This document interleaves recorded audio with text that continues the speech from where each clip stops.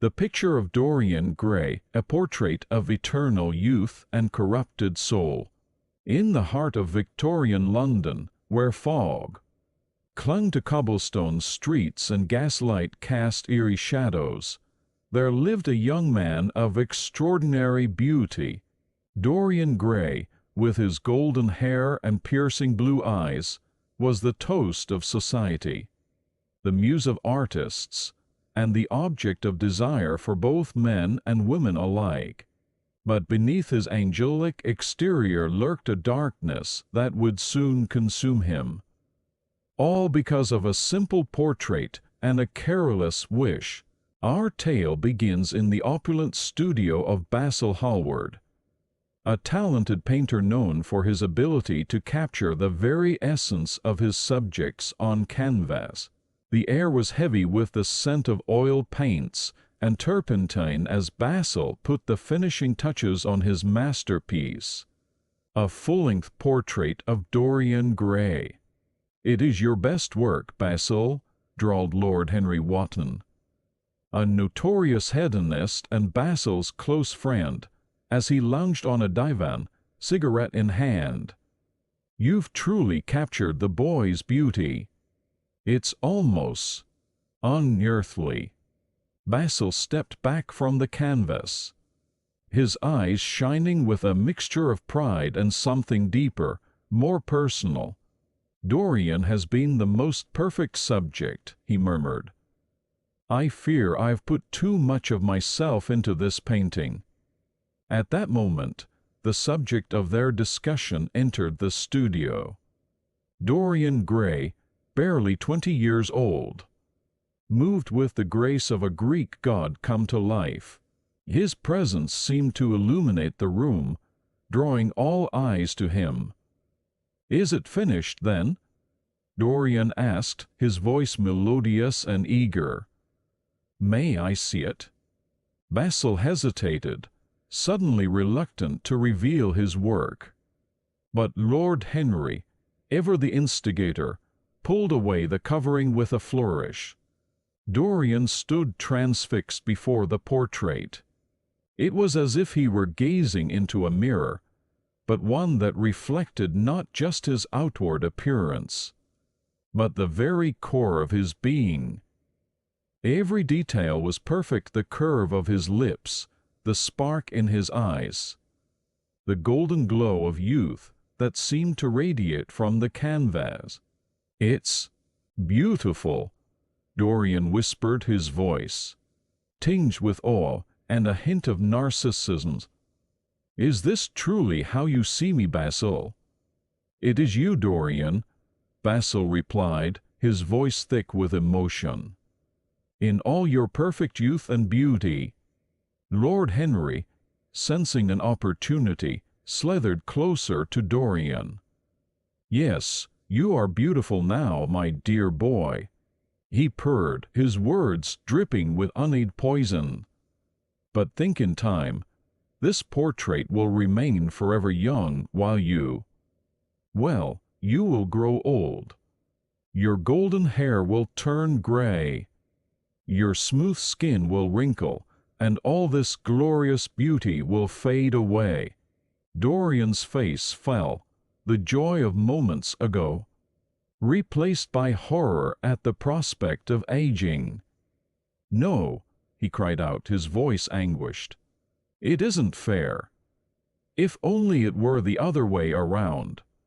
If only the picture could change, and I could stay as I am now. I would give anything for that, yes, I would give my very soul." The words hung in the air, heavy with portent. For a moment, the studio seemed to grow darker, as if a cloud had passed over the sun. Basil and Lord Henry exchanged uneasy glances, but Dorian remained oblivious, still staring at his painted doppelganger with a mixture of love and despair. Little did any of them know that Dorian's impulsive wish had been heard by forces beyond their understanding. From that moment on, a terrible pact was sealed, one that would preserve Dorian's youth and beauty at a terrible cost.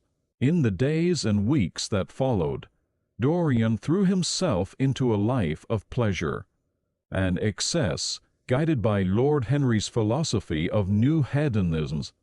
He attended lavish parties, indulged in exotic substances, and left a trail of broken hearts in his wake. Yet no matter how late he stayed out or how much he overindulged, Dorian's face remained as fresh and youthful as ever. It was only when he returned home late one night, still flushed from an evening of debauchery, that Dorian noticed the first change in the portrait.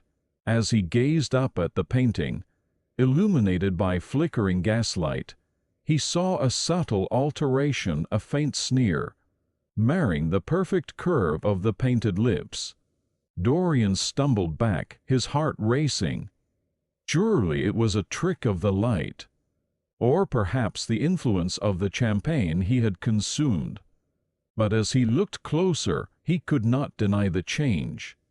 The portrait had begun to bear the marks of his dissolute lifestyle, filled with a mixture of horror and fascination. Dorian covered the painting with a heavy velvet curtain and resolved to lock it away. He could not bear the thought of others seeing the corruption of his soul made visible. As the years passed, Dorian's reputation in London society grew ever more scandalous. Whispers followed him wherever he went, tales of ruined innocence, of men and women driven to despair by his cruel manipulations. Yet his face remained as beautiful and youthful as ever, a mask of angelic perfection that belied the darkness within. Basil Hallward, troubled by the rumors surrounding his once innocent muse, confronted Dorian one stormy night. "What have you become, Dorian?" he demanded, his voice heavy with disappointment and concern. "I hear such terrible things about you. Tell me they aren't true." Dorian's laugh was cold and mirthless. "Would you like to see, old friend? Would you like to gaze upon your masterpiece and see what your perfect creation has become?" Before Basil could protest, Dorian led him to the locked room, where the portrait hung. With a dramatic flourish, he pulled away the curtain, revealing the horror beneath.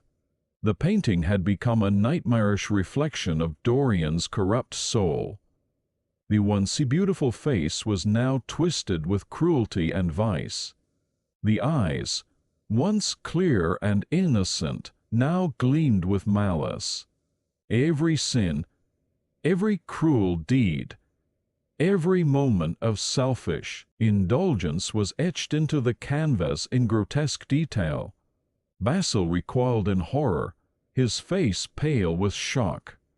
"What have you done, Dorian?" he whispered, his voice trembling. "What dark magic is this?" In that moment, something snapped within Dorian. The weight of his sins, the terrible knowledge of what he had become, came crashing down upon him.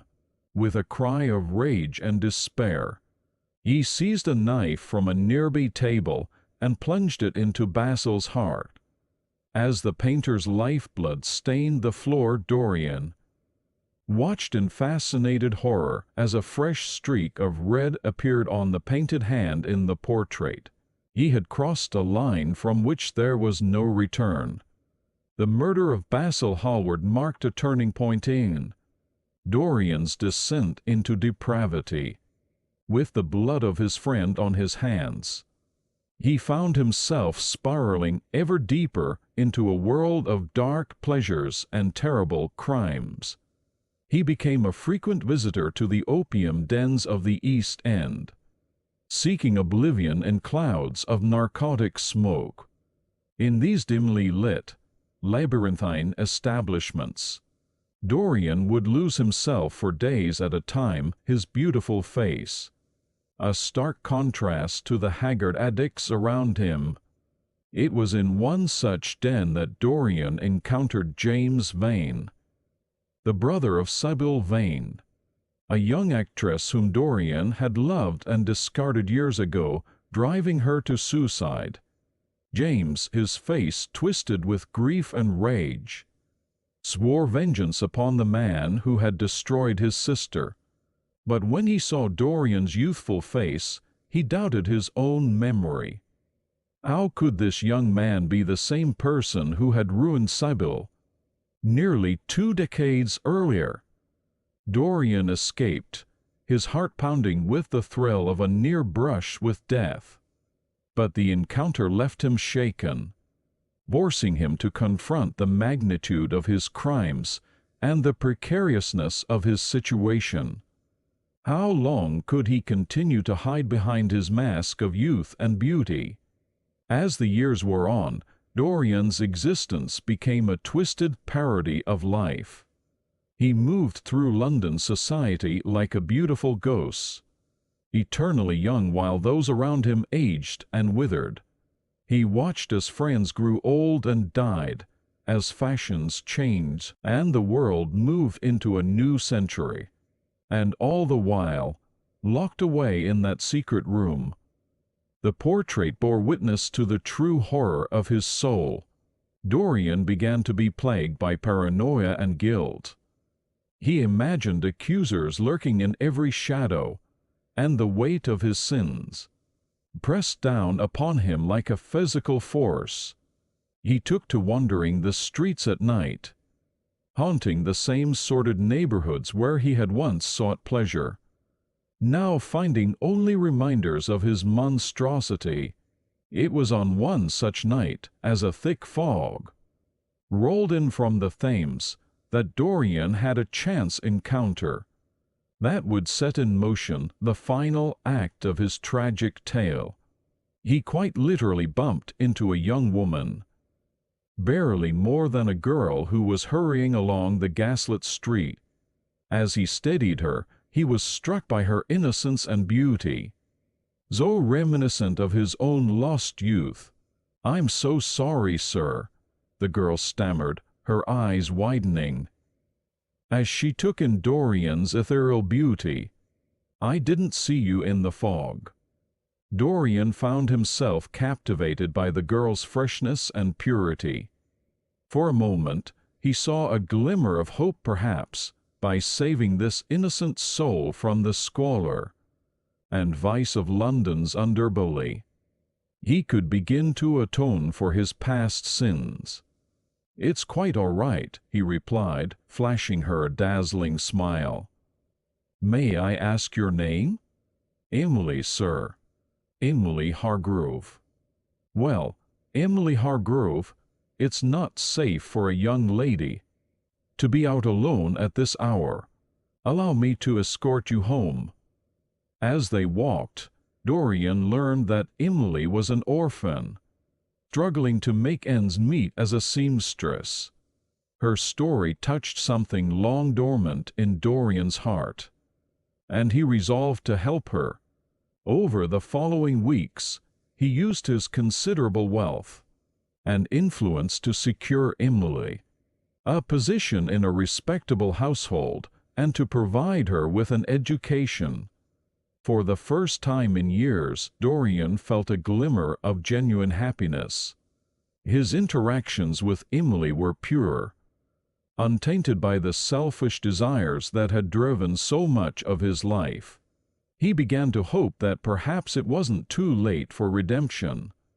But old habits die hard, and the darkness that had taken root in Dorian's soul was not so easily banished. One evening, as he was leaving Emily's new place of employment, he was overcome by a powerful craving for the old vices he had been trying to leave behind. Almost against his will, he found himself drawn to a nearby opium den. Hours later, Dorian emerged from the den in a narcotic haze, his mind clouded and his inhibitions lowered. In this state, he encountered Emily again, who had been searching for him out of concern when he missed their planned meeting. What happened next would haunt Dorian for the rest of his days. In his drug-addled state, he saw not the innocent girl he had been trying to protect, but another potential conquest. He made advances that shocked and terrified Emily, who fled into the night, her faith in her benefactor shattered. The next morning, racked with guilt and shame, Dorian rushed to Emily's lodgings to beg forgiveness. But he was too late. Unable to reconcile the monster she had encountered with the angelic savior she had come to adore, Emily had taken her own life, leaving behind a note that laid the blame squarely at Dorian's feet. This final tragedy broke something fundamental in Dorian. He realized that he was beyond redemption, that everything he touched was doomed to wither and die while he remained eternally young and beautiful. The contrast between his outward appearance and the rot within became unbearable. In a frenzy of self-loathing, Dorian raced back to his home and up to the locked room where his portrait hung. He tore away the covering, confronting the full horror of what he had become. The painted face leered back at him, a grotesque mask of evil that reflected every sin, every cruel deed, every moment of selfish indulgence. "It's time to end this," Dorian whispered, his voice hoarse with emotion. He seized the same knife he had used to murder Basil Hallward years ago. "I can't live with this divide any longer." With a cry of anguish, Dorian plunged the knife into the canvas, tearing through the painted heart of his monstrous self. A blood-curdling scream echoed through the house, so terrible that it brought Dorian's few remaining servants running in terror. When they finally summoned the courage to break down the door of the locked room, they were met with a horrifying sight. On the floor lay the body of an old man, withered and grotesque, a knife protruding from his chest. His face was a mask of evil, bearing the weight of decades of sin and cruelty. And on the wall hung the portrait of Dorian Gray, restored to all its original beauty and innocence. The servants fled in terror, and word quickly spread through London of the strange and terrible fate of Dorian Gray. Theories abounded, tales of dark magic, of Faustian bargains, of the terrible price of eternal youth. But the truth died with Dorian, locked away in that room, with the portrait that had borne witness to his descent into depravity. In the years that followed, the legend of Dorian Gray grew. His story became a cautionary tale, a warning against the pursuit of pleasure at the cost of one's soul. The portrait, recovered by distant relatives, was eventually donated to a museum, where it hangs to this day, a hauntingly beautiful depiction of youth and innocence that gives no hint of the dark history behind its creation. And on quiet nights, when the museum is empty and shadows gather in the corners, some say they can hear the faint echo of a scream, or catch a glimpse of a face in the portrait that seems, just for a moment, to twist into a sneer of cruel satisfaction. For though Dorian Gray may be gone, the power of his terrible pact lingers on, a testament to the eternal struggle between beauty and corruption, and the high price of a soul bargained away.